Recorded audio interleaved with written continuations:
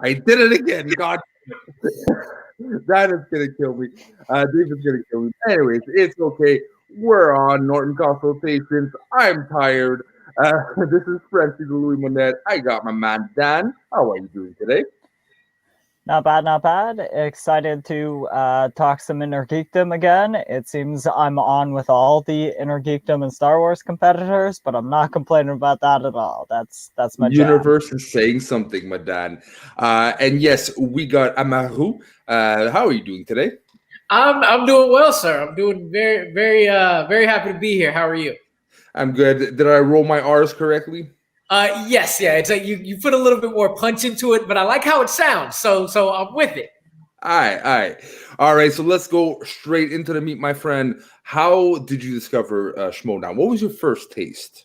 So I was sitting at work. I'm a teacher, but we were in the middle of testing season, so I wasn't really doing much.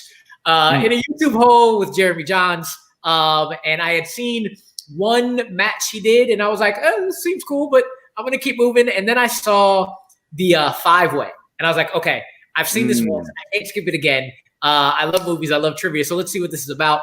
Saw the match and was like, this is my people. This is it right here. So from there, I went back, saw season 3, and just it was a wrap ever since.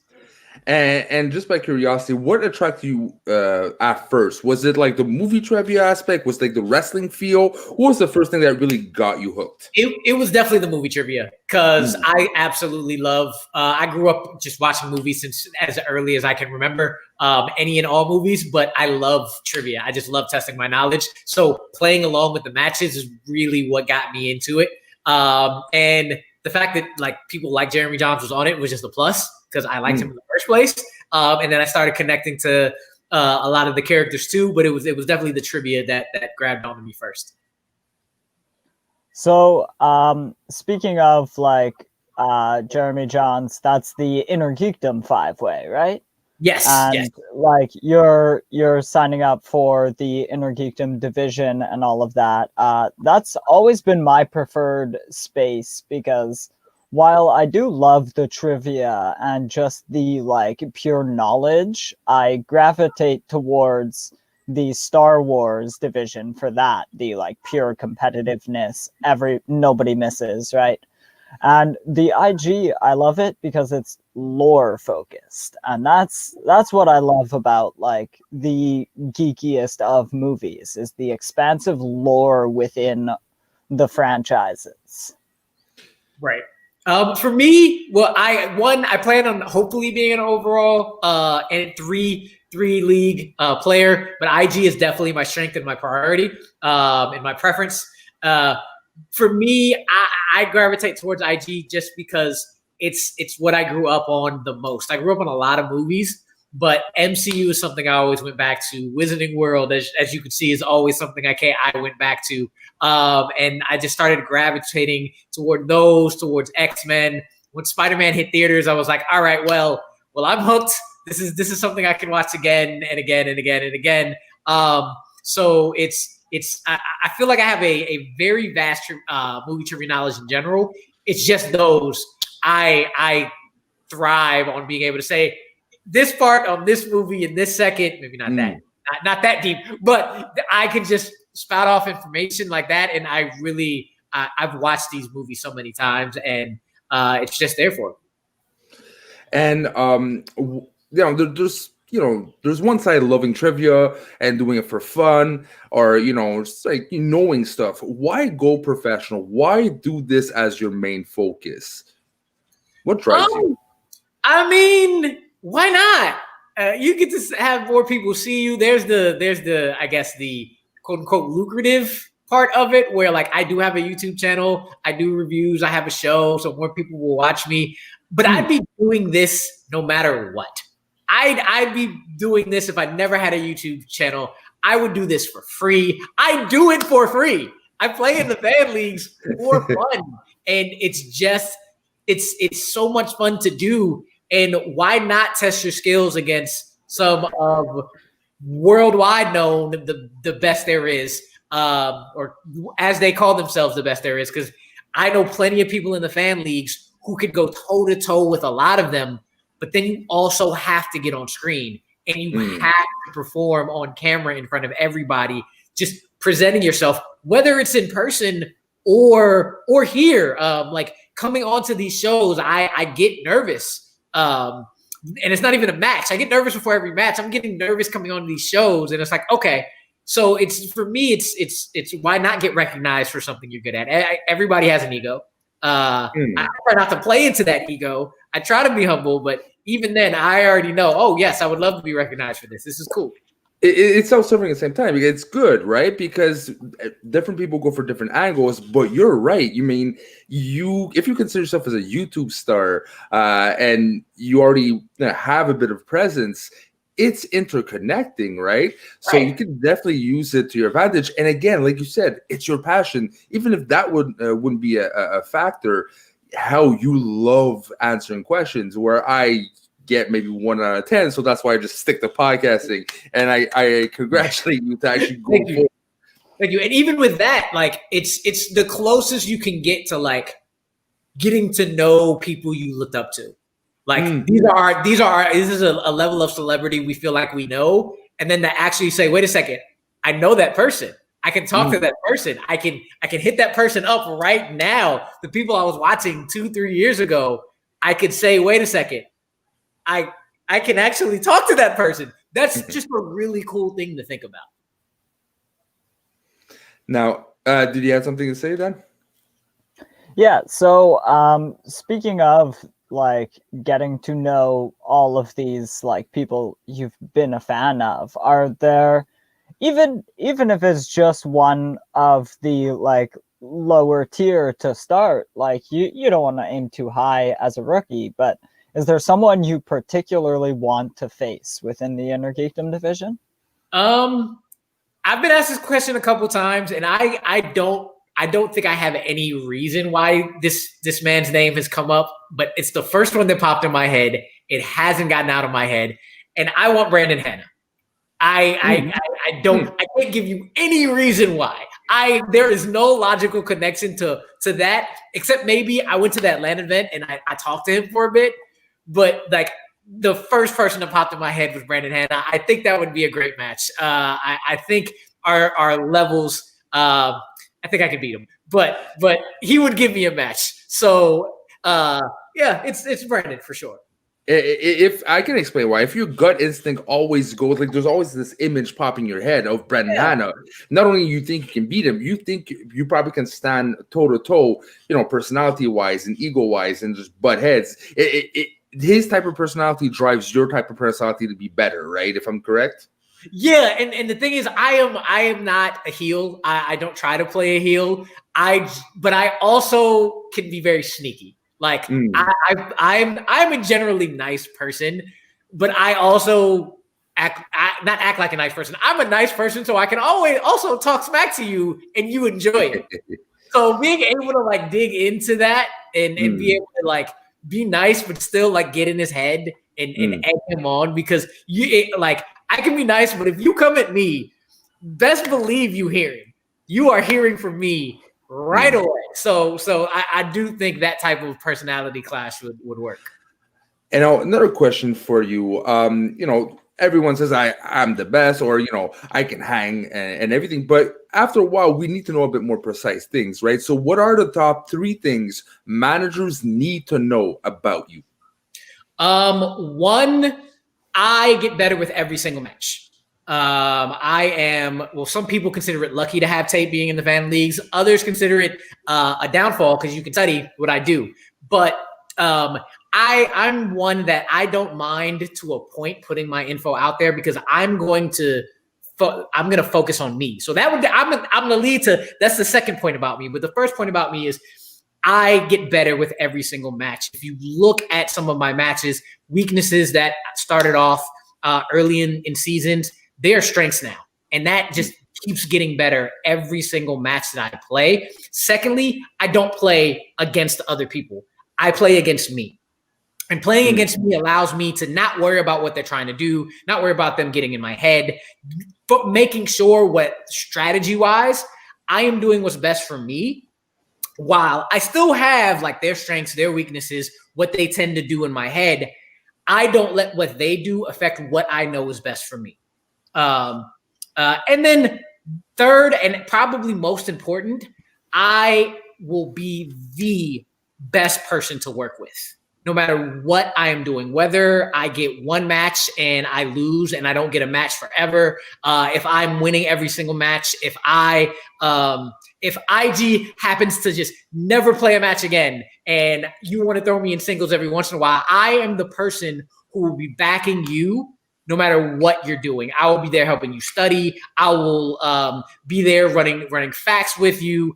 If when I'm on a team, I work really well through problems. I'm a team player that's very, very like cliche, but it's legit. It's the truth. I just work well with absolutely everybody. So I had a question just pop into my head here. You mentioned you were a teacher, right? Yes, I am still a teacher. Yes. Just thinking, have you ever thought of turning your classrooms into question writing think tanks? You set up these projects about Daniel, come on, man. Come on. If I was primarily an English teacher, that might be a thing. I'm a special education and this year special education math teacher, so no. But every single opportunity I've ever had to start a club, it's been a pop culture trivia club. I have run pop culture trivia in maybe about 3 different schools I've been at. But the think tank is a very good idea. So I will be stealing that from you because one of the biggest lessons in teaching is steal everything. Do not steal absolutely everything and then make it your own from there. So thank you very much. Now, also on my end, also after I think we got a little lag here. Oh, I was just gonna add to that steal everything bit. The second rule is just fake all your credentials and pretend you're good enough, because once you can prove it, it doesn't matter. Exactly. There you go. Now, on my side, more I've watched every season, more I realized there's a big quantity of types of players, right? And you can boil down to 2 to 3 words. Like a kid is a sponge, charismatic, enthusiast. You got the Rokas, who was intense, competitive, and wrestling, So how would you describe yourself if we put it in condensed 3 words, your playing style? First thing is high energy. Like there's been a couple times already to in this 13 minutes we've gone, I'm like, dude, you're too loud, bring it down. Oh no, I had the second one in my head, and I don't know how to boil it down into words, but transparent. You will get every single reaction out of me. If I miss a question that I know I should have known, you will know about it right away. Like I am very transparent in what I know, what I don't know. When I don't have a poker face. I'm not trying to have a poker face. I'm just trying to play. And then if I was gonna go from there, I like sponge. And since I just said steal, I might as well do it. But sponge for the reason, as I mentioned before, I get better. Like I just take in things. Here's the word, because I love this word: resilience. Resilience off top. I take L's, make them lessons every single time. So energetic, transparent sponge that is what was the last word? Resilient. That is resilient. That's a hell of an image right there, like a sponge that just keeps there's an apocalyptic scenery and it's still alive, right? So, yes, it gets bigger and bigger and bigger as everything goes, as everything's going around it. So basically, you're the blob. Sure, I'll take it. All right, go ahead, Daniel. Yeah, I was just gonna ask if we haven't already, just like, is there a particular either movie or movie-going experience, a person, a film in particular, that made you decide movies were going to be your life? Not a movie or movie going experience, but a person. And it's my dad. Like I have been watching. He has allowed me to watch whatever I want from as young as age as I want. Basically saying, you just better not be out there cursing. You better not be doing this. This is not real life. So if you can take all this violence and cursing and whatever we're watching in and still behave like a human being and like a child and be respectful, I'm gonna let you do that. And I took that and ran with it. And like I said, I've been watching movies since forever. The earliest memory I can think of in a movie theater is Lion King, but right after that is Pulp Fiction. So I've been watching movies for forever, and it's because of my dad. That's what we did every weekend. That was what we did as a family. So yeah. Me was my mom. My mom always brought me to the movie theaters. It was always restaurant and movies, right? At least minimum at least once a month. Now, I'm curious also, and I'm taking 3 names off the table. It's too easy. So no Harloff, no Bateman, no Merle. If you can have a full day master class relating to all aspects of Schmodown, who would you pick to give that master class? So you said no Harloff, no Bateman, and no Merle? Yeah. I mean, I feel like you missed one. And if you want to take them off, then you could take them off, but it's Rocha. I mean, Rocha is I feel like over those 3, Rocha knows everything about the Schmodown. And the passion to match it. Like you've seen in the other 3, you've seen ebbs and flows of man, I'm kind of getting tired of the comments. I'm like, all right, well, I just, you see it with Rocha. You never see a period where he's not fully in it. He's either fully angry, fully happy, fully sad, but he's fully everything. And he's been there from the beginning. And been in it since the beginning, always. So it's got to be Rocha. Yeah, Rocha was a miss, and the one I was thinking of though is Kevin Smets. Like the way he studies, the way he structures that, and the getting ready for a fight sort of tactics that he uses, and builds up to his matches, absorbing all the knowledge. It sounds very similar to what you were talking about before, and also just he lives and breathes the game as well. Now, one other person I would say, if Rocha was on that list where you're like, don't say Rocha, is Rachel Cushing, just because she has dominated everything she's been in. She is the person that could go up against Merle as greatest of all time. And it also looks like, for me, a really important thing for me is I don't reach burnout.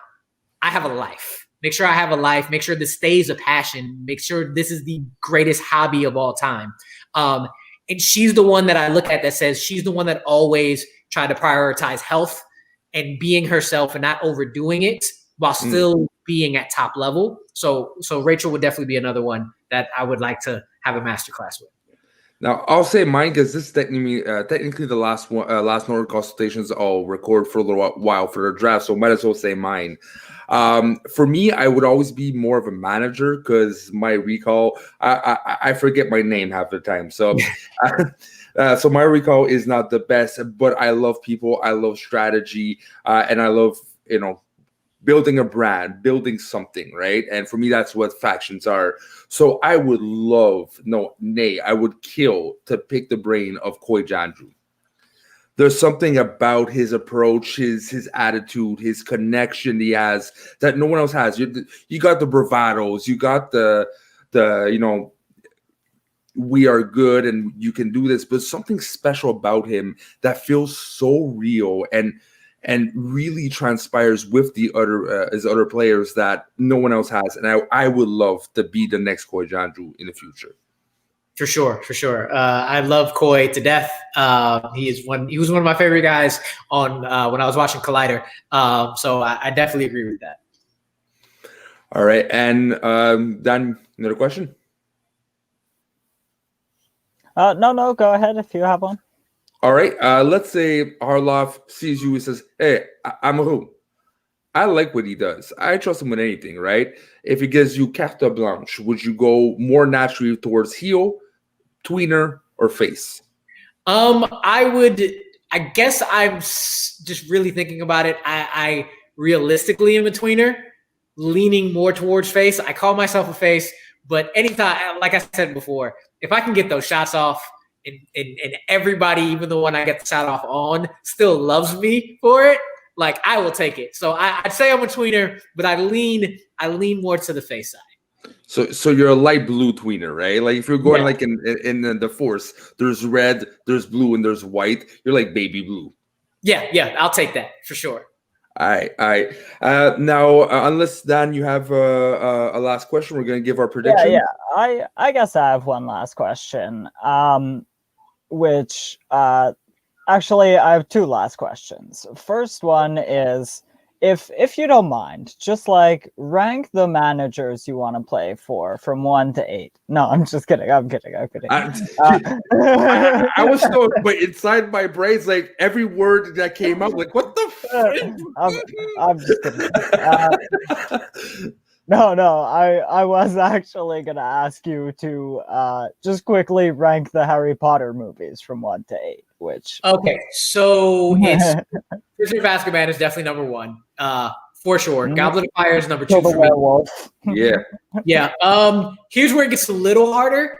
I'd probably say Deathly Hallows Part 2 would be number 3, and this is where every time I rank it, it changes a bit.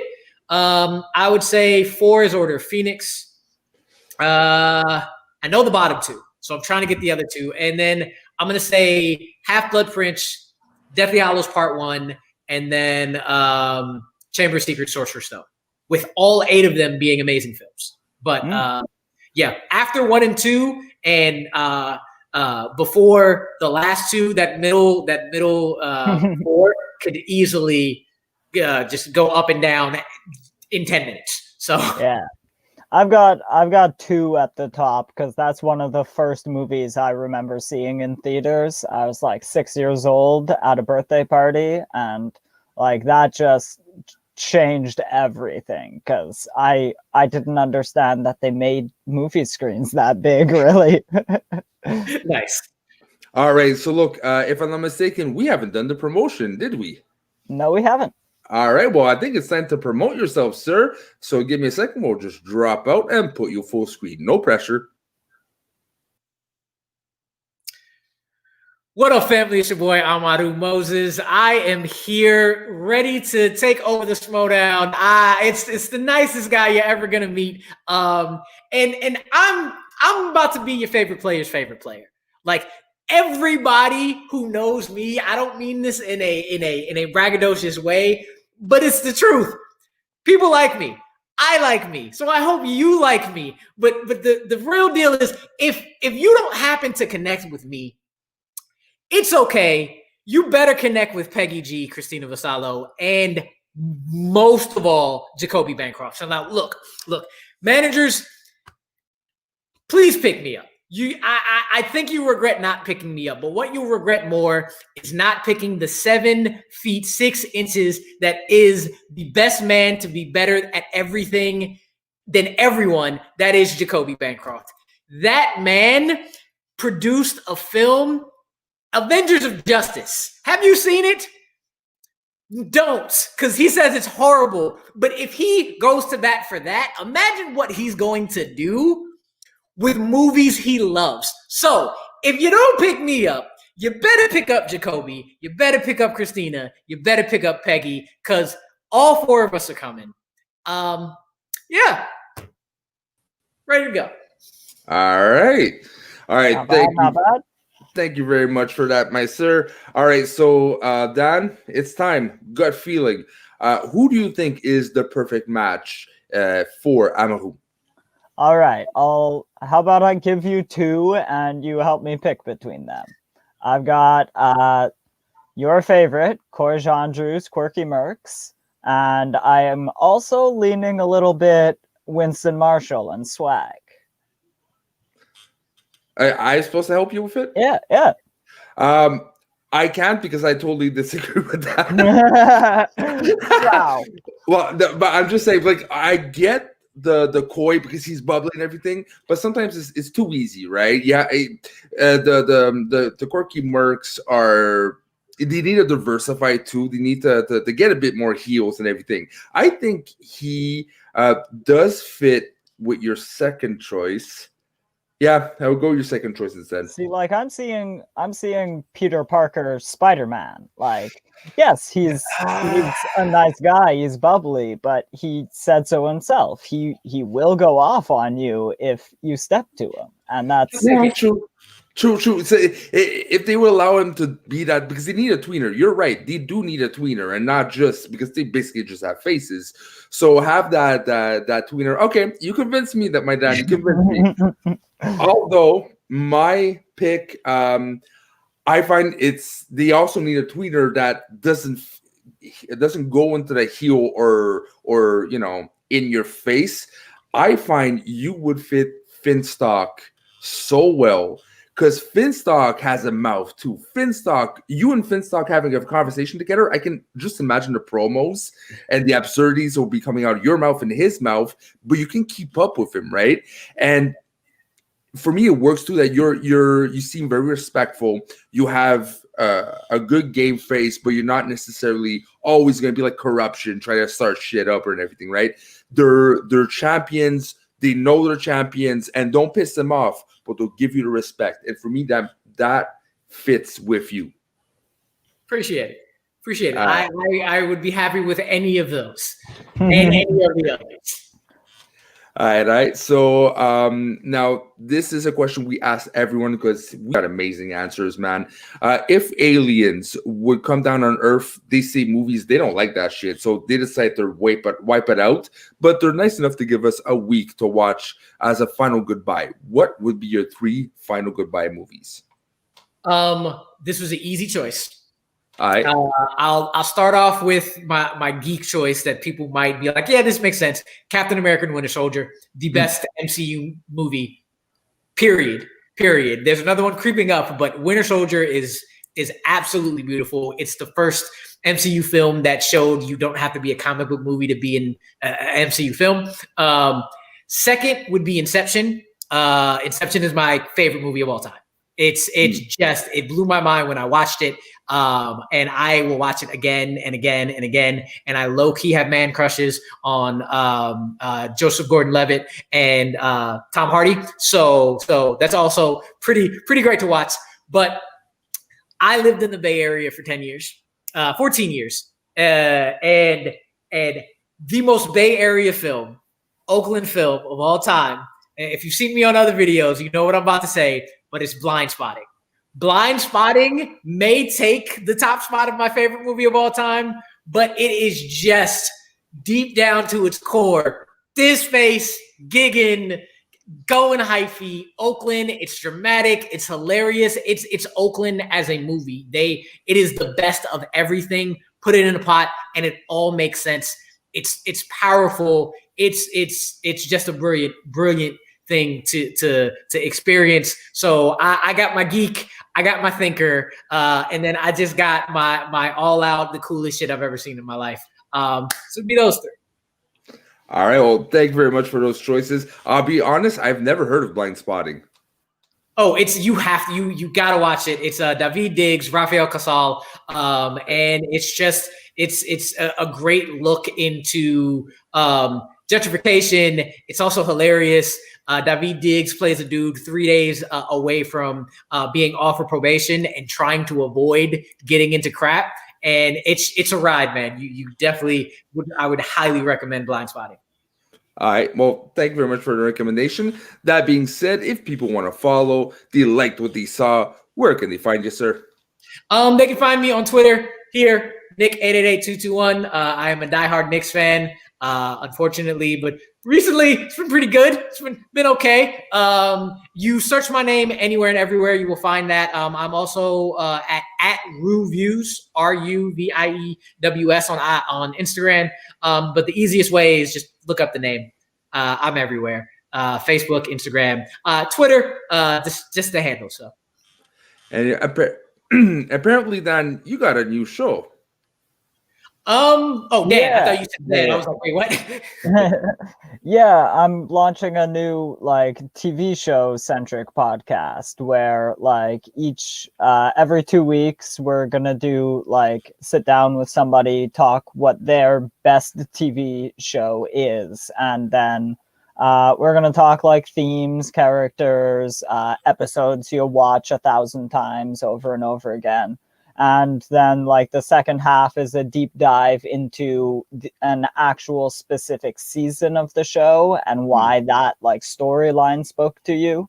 And it like ventures from my love of like TV shows like Buffy the Vampire Slayer or a Doctor Who or a Supernatural that all have that big like season-long structure and go like, you know, big bads and filler episodes and ensemble casts, etc. And can't wait to get into that. That'll start probably in mid-February, around the time the season starts for the Schmoedown. All right, well, thank you very much. And you can find me on Twitter on the official Schmoes of North Twitter, Norton Schmo. And also you can find me every Saturday 2:30 p.m. Eastern Time on Speaking of Schmoedown with my man, Jagway. And also, we basically just argue for an hour long. It's a very radio sports talk centric Schmoedown related podcast. And you can also find me on every week on the Frenchie Talks About. So again, Amaru, thank you so much for being on, my friend. Can't wait to see you get drafted and hope your butt is going to come back whenever you are officially in the Schmoedown, my friend. Anytime, man. Anytime. Appreciate it. All right. So again, thank you and